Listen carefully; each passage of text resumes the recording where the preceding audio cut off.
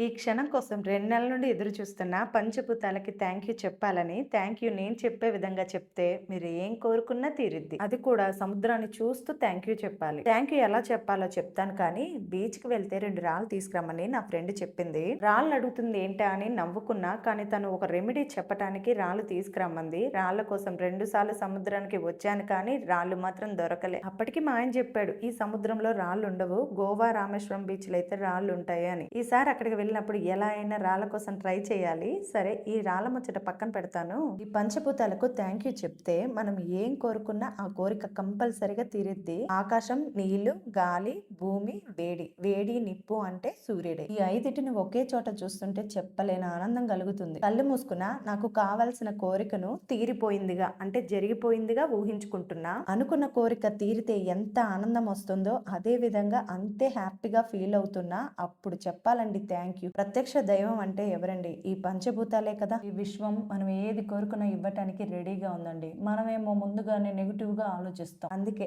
Negative గా ఆలోచించొద్దు. ఎప్పుడు positive గా మాట్లాడాలి, పాజిటివ్ గానే ఆలోచించాలి.